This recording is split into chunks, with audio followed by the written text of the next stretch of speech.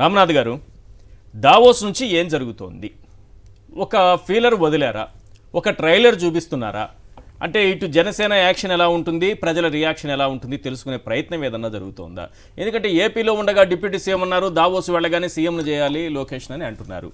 అసలు ఏం జరుగుతోంది? రెండోది, జనసేన ఎదుగుతోందా? పవన్ కళ్యాణే వ్యక్తిగతంగా ఎదుగుతున్నారా?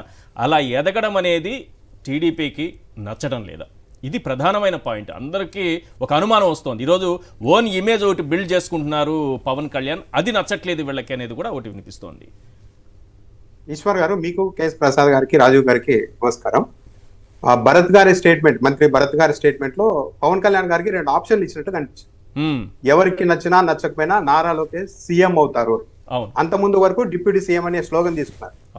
పవన్ కళ్యాణ్ గారు ఒప్పుకుంటే ఆయనకు సమాంతరంగా నారా లోకేష్ ను డిప్యూటీ సీఎం చేసి వదిలిపెడతాం. నారా లోకేష్ అసలు డిప్యూటీ సీఎంఏ కాకూడదంటే మేము సీఎంఏ చేసి పెడతాం. అప్పుడు సీఎం కింద నారా లోకేష్ కంటే కింది స్థాయిలో ఉంటారా, సమాంతరంగా ఉంటారా, మీరే నిర్ణయించుకోండి అని చెప్పినట్టుగా ఉంది. చంద్రబాబు నాయుడు గారు ఒక ట్రయల్ రన్ నిర్వహించారు, బాగా సమర్థవంతంగా.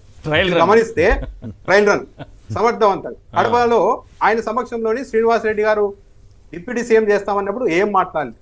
ఇక్కడ అనేక మంది ఆ డిమాండ్ చేసినప్పుడు ఏమీ మాట్లాడలేదు. కానీ దావోస్ వెళ్ళిన తర్వాత ఏకంగా ముఖ్యమంత్రి చేద్దాం అన్న తర్వాత అప్పుడు చంద్రబాబు నాయుడు గారు స్పందించారు. ఆ స్పందించడం కూడా ఏంటి, ఈ చర్చ ఎందుకు, ఎవరు చెప్పారు మిమ్మల్ని డిప్యూటీ సీఎం ఈ డిమాండ్ ఏంటి అనలేదు. మనం ఇక్కడికి దావోస్కి వచ్చింది పెట్టుబడుల కోసం. ఇక్కడ ఈ అంశం ఏంటి అంటే దావోస్ లో ఏపీలో మాట్లాడండి అన్నట్టుగా చెప్పారు. ఒకటి, ఈ ట్రయల్ రన్ నిర్వహించిన తర్వాత కొన్ని విషయాలు అయితే చంద్రబాబు నాయుడు గారికి బాగా స్పష్టంగా కొన్ని విషయాలు అర్థమైనాయి. మన టీడీపీలో మన గొట్టాలు ఎక్కడెక్కడ వీక్ గా ఉన్నాయి, నారా లోకేష్ కి ఎక్కడెక్కడ ప్రతిఘటన వచ్చే అవకాశం ఉంది, పవన్ కళ్యాణ్ ఎంతవరకు ప్రమాదం మనకి అన్నది ఆయనకు కొద్ది క్లారిటీ వచ్చే ఉంటుంది. ఇప్పుడు తక్షణం జనసేన పార్టీ వాళ్ళు గతంలో చంద్రబాబు నాయుడు గారితో కలిసి రాజకీయం చేసిన పాత కమ్యూనిస్ట్ నాయకుల్ని కలిసి చంద్రబాబు నాయుడు గారు ఒక్కసారి తన మిత్రుల మీద అనుమానం వస్తే ఎలా వ్యవహరిస్తారు అన్నది కాస్త ముందే తెలుసుకొని పెట్టుకోవడం అన్నది చాలా మంచిది. ఎందుకంటే ఈ డిప్యూటీ సీఎం డిమాండ్ వచ్చిన తర్వాత జనసేన పార్టీ నుంచి వచ్చిన రియాక్షన్ తర్వాత కొన్ని విషయాలు తెలుగుదేశం పార్టీ వాళ్ళకి క్లియర్ గా అర్థమయ్యాయి. ఒకటి, నారా లోకేష్ ఎదగడం అన్నది పవన్ కళ్యాణ్ కు జనసేన వాళ్ళకి ఇష్టం లేదు. 2, సార్ 10 ఏళ్ళు మీరే సీఎం గా ఉండాలి సార్ అని పవన్ కళ్యాణ్ అంటూ ఉన్నప్పటికీ కూడా ఇది ఒక కుట్ర. చంద్రబాబు నాయుడు గారు మీరే సీఎం గా ఉండండి అని చెప్పి నారా లోకేష్ ని ఎదగకుండా అడ్డుకుంటూ ఒక ఫైన్ మార్నింగ్, ఒక మంచి ముహూర్తం చూసి అష్టగ్రహ కూటమి ఏర్పడిన రోజు చూసుకొని, లేకుంటే తెలుగుదేశం పార్టీకి అనుకూలించని ఒక ఆగస్టును నెలను ఎంచుకొని మొత్తం టీడీపీకే ఎత్తు పెడతారా పవన్ కళ్యాణ్ అన్న అనుమానం కూడా ఉంది. ఎందుకంటే వాళ్ళు పవన్ కళ్యాణ్ సీఎం కావాలి అన్న డిమాండ్ కూడా తీసుకొని వస్తున్నారు. చంద్రబాబు నాయుడు గారు కూడా అంత ఆలోచించాలి, అంత ఉందా జనసేనకి, పవన్ కళ్యాణ్కి? నిజానికి అటువంటి పాలిటిక్స్ చేసే ఆలోచన కానీ స్థాయి కానీ ఉందనుకుంటున్నారా? వాళ్ళకి లేదు, వెనకాల బీజేపీ అంటే వెనకాల బీజేపీ ఉందనేది ఒక ధైర్యం వాళ్ళు. 2, వాళ్ళు చేస్తారో లేదో, వాళ్ళ కోణాలు, వాళ్ళ ఆలోచనలు ఇలా ఉన్నాయి, మనకు వ్యతిరేకంగా ఉన్నాయి అన్నది అర్థమైంది. నా సీటు కూడా ఎత్తు పెట్టే రెడీ అయ్యారు అన్నది. అంటే ఇప్పుడు ఏంటి, నారా లోకేష్ ఎదగకూడదు, తెలుగుదేశం పార్టీకి ప్రత్యామ్నాయంగా భవిష్యత్తుకు ఒక నాయకత్వం రాకూడదు, చంద్రబాబు నాయుడు ఎన్ని రోజులు ఉంటారో తెలియదు. అంటే మొత్తం చంద్రబాబు నాయుడు గారి సీటుకు, నారా లోకేష్ గారి ఎదుగుదలకు మొత్తం తెలుగుదేశం పార్టీకి అన్ని పరిస్థితులు అనుకూలిస్తే తెలుగుదేశం పార్టీని అరేంజ్ చేసేసి ఆ ప్లేస్ లోకి రావాలన్న ఆలోచనతో జనసేన వాళ్ళు ఉన్నారన్నది అయితే క్లియర్ గా అర్థమైంది తెలుగుదేశం పార్టీ. ఈ ట్రయల్ రన్ ఆపేశారు చంద్రబాబు నాయుడు గారు. ఇక ఇప్పటి నుంచి అసలు గేమ్ మొదలవుతుంది. జనసేన వాళ్ళు ఏమనుకుంటున్నారంటే, మేము సోషల్ మీడియాలో విరుచుకుపడేసరికి దెబ్బకు తెలుగుదేశం పార్టీ వాళ్ళంతా భయపడి ఇది మొత్తం ఆపేశారు, ప్రకటన ఇచ్చుకున్నారు, ఇక మాట్లాడద్దండి అని అనుకుంటున్నారు జనసేన వాళ్ళు, అనుభవం పెద్దగా లేకపోవడం వల్ల. కానీ అది కాదు. ఇక ఈ క్షణం నుంచి పవన్ కళ్యాణ్కి ఎలా చిట్ పెట్టాలన్న దానిపైన తెలుగుదేశం పార్టీ నాయకత్వం పనిచేస్తుంది. ఇప్పుడు ఒక చంద్రబాబు నాయుడు గారే కాకుండా ఆ పార్టీకి నారా లోకేష్ గారు కూడా యాడ్ అయ్యారు. ఇది ఎలా ఉంటుంది ఇక లాస్ట్ అంటే, అతడి సినిమాలో బ్రహ్మాజీ చెప్తారు, వీరమ్మ చెరువు దగ్గర 4 సుమోలు పెడతా, బై ఫార్చునేట్ అక్కడ మిస్ అయ్యారంటే ఆ చిక్కడపల్లి ఏదో ఆ ఊరి దగ్గర 3 సుమోలు పెడతా, ఇంకా అక్కడ మిస్ అయ్యారనుకోండి సరివితోపు దగ్గర ఏకంగా 5 సుమోలు పెట్టేస్తా అంటారు. ఇప్పుడు అదే జరుగుతోందా? ఇప్పటికే చూడండి, పిఠాపురంలో మొన్న ఎన్నికల్లో పవన్ కళ్యాణ్ గెలవడానికి ఉపయోగపడిన వర్మ గారే ఈ డిమాండ్ తెచ్చేశారు. అంటే అక్కడ ఆయనకు కొంత లేదని. ఒకటి, మీరు ఈ రోజు ఇంకా చూస్తే మొన్న నా పిఠాపురంలో లా అండ్ ఆర్డర్ సరిగా లేదు, దొంగతనాలు పెరిగాయి, దోపిడీలు పెరిగాయి, టీజింగ్ పెరిగింది, ఈ దరిద్రం అంతా పవన్ కళ్యాణ్ వచ్చిన తర్వాతే అని ప్రజలు అనుకుంటే బాగోదు, మీరు సరిగా పనిచేయండి అంటూనే కలెక్టర్, ఎస్పీ వీళ్ళనే అడగండి కావాలంటే నేను ఎవరికి సిఫార్సు చేయలే ఏ అధికారికి అన్నారు. అవును. ఈ రోజు కాకినాడ ఎస్పీగా బిందు మాధవ్ వెళ్తున్నారు. బిందు మాధవ్ గారు ఎవరు? పల్నాడు ఎలక్షన్ టైంలో పల్నాడులో హింసాత్మక ఘటనలు జరిగితే కంట్రోల్ చేయలేకపోయారు, ఈయన తెలుగుదేశం పార్టీకి పూర్తి అనుకూలంగా పనిచేశారు అని వైసీపీ వాళ్ళు గవర్నర్ కలిసి ఫిర్యాదు చేస్తే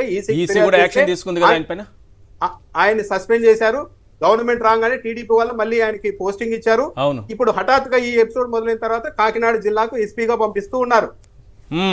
అక్కడ ఇప్పుడు నారా లోకేష్ కి తెలుగుదేశం పార్టీకి బాగా అనుకూలమని పేరున్న ఒక ఎస్పీని ఈ టైంలో పవన్ కళ్యాణ్ ప్రాతినిధ్యం వహిస్తున్న నియోజకవర్గం ఉన్న జిల్లాకే పంపుతూ ఉన్నారంటే ఇంకో చెక్, అన్నింటికంటే పెద్ద చెక్.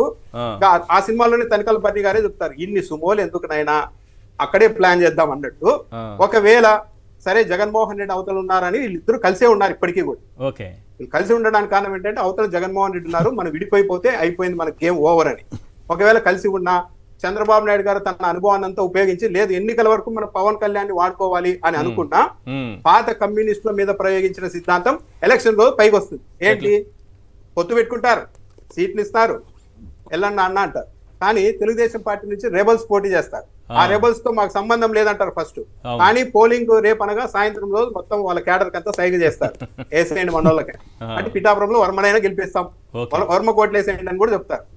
అల్టిమేట్ గా అర్థ ఫినిష్ అవుతుంది. వీళ్ళకి భయం ఏంటి అంటే పవన్ కళ్యాణ్ కొద్దిగా స్పీడ్ వెళ్ళిపోయారు. 6 నెలల్లోనే మొత్తం తన ఆ ఫ్యూచర్ ప్లాన్స్ ఏంటో తెలుగుదేశం పార్టీ వాళ్ళకి అర్థమయ్యేలా చేసేసారు. నేను ఇక్కడతో ఆగదలుచుకోలేదు, నాది పెద్దది చాలా ప్లాన్. నారా లోకేష్ ఇక్కడ ఒక పాయింట్ చెప్పండి సార్, పవన్ కళ్యాణ్ తన ఓన్ ఇమేజ్ బిల్డ్ చేసుకోవాలనే ప్రయత్నం చేస్తున్నారా? అంటే ప్రభుత్వ వ్యతిరేకత తన పైన పడకూడదనే ప్రయత్నం చేస్తున్నారా? ఒకవేళ పవన్ కళ్యాణ్ ఇలాంటి ప్రయత్నాలతోనే ఎదిగితే మనకు ప్రమాదమని లోకేష్ లేకపోతే టీడీపీ భావిస్తోందా? ఇప్పుడు సమాంతరంగా ఆయన పని చేసుకుంటున్నారు అనడానికి ఒక చిన్న ఎగ్జాంపుల్ ఈ మధ్య జరిగింది. ఈశ్వర్ గారు తిరుపతికి తొక్కిసలాట జరిగినప్పుడు చంద్రబాబు నాయుడు గారు, హోంమంత్రి గారు, మొత్తం మినిస్టర్లంతా ముఖ్యమంత్రితో పాటు వెళ్ళారు. యాక్చువల్లీ అందరూ వెళ్ళింది ఎందుకు ఒకేసారి? పదే వెళ్తే ఆ పోలీసింగ్ కి అంత ఇబ్బంది అవుతుందని చెప్పి అందరూ ఒకసారి వెళ్ళారు. కానీ ఈయన ఇక్కడే ఉంటూ కొన్ని గంటలు ఆగి సపరేట్ గా వెళ్ళారు. సరే, ఆ పవన్ కళ్యాణ్ ఏదో ఫారెన్ లో ఉన్నారు కాబట్టి పోలేకపోయారనే కాదు, ఇక్కడ ఉండి కూడా కొన్ని గంటలు ఆగి ఆయన ప్రత్యేకంగా వెళ్ళారు. అంటే నేను డిప్యూటీ సీఎం గా అనే దానికంటే అయినా నేను జనసేన పార్టీ అధ్యక్షుడిగా నా రాజకీయమే ముఖ్యమే అంటదైతే ఒక స్పష్టంగా సంకేతాలు ఇస్తూ ఉన్నారు ప్రతి చోట కూడా. నిజానికి ఇప్పుడు తెలుగుదేశం పార్టీ వాళ్ళ బాధ ఏంటంటే అసలు ఏంటి ఇన్ని స్పష్టంగా మెజారిటీ ఉంది కూడా ఒక ముఖ్యమంత్రి కొడుకు 5 ఏళ్ల పాటు ప్రతిపక్షంలో పార్టీని నిలబెట్టడానికి పోరాడిన నారా లోకేష్ కనీసం డిప్యూటీ సీఎం ప్లీజ్ ప్రసాద్ గారు చెప్పండి. మీరు గమనించలేదో, పవన్ కళ్యాణ్ గారు 4 గంటలు లేట్గా వెళ్ళినండి, స్పెషల్గా వెళ్ళినండి, సెపరేట్గా వెళ్ళినామండి, కానీ అక్కడ సత్వరంగా ఒక క్యాబినెట్ మీటింగ్ కండక్ట్ చేశారు చంద్రబాబు నాయుడు గారు, దానికి పవన్ కళ్యాణ్ గారిని పిలలేదు. అవును, అది కూడా గమనించండి మీరు. అవును, ముఖ్యమంత్రి తిరుమల పర్యటనకు వెళితే మంత్రి స్థాయి కదా, ఉప ముఖ్యమంత్రి అయితే మనం పెట్టుకున్నది, ఆయన మంత్రి ముఖ్యమంత్రితో పాటు ఉండాలి. సెపరేట్ గా వెళ్ళడం అనేది కదా ఓన్ ఇమేజ్ అనేది. ఇక్కడ దానికన్నా క్యాబినెట్ మీటింగ్ ఆయన పిలవలేదు. ఎందుకు పిలవలేదు? అది కూడా అప్రహెన్షన్. ప్లీజ్ అదొకటి వీళ్ళ మధ్య గ్యాప్ ఉంది అనడానికి డిప్యూటీ సీఎం హోదాలో సారీ చెప్పండి అని పవన్ కళ్యాణ్ చెప్తే బిఆర్ నాయుడు గారు ఒప్పుకోలేదు. తర్వాత మరి ఎందుకు ఇప్పుడే అంత ఇష్యూ ఎందుకు అని చెప్పించారేమో అర్ధగంట తర్వాత చెప్పారు.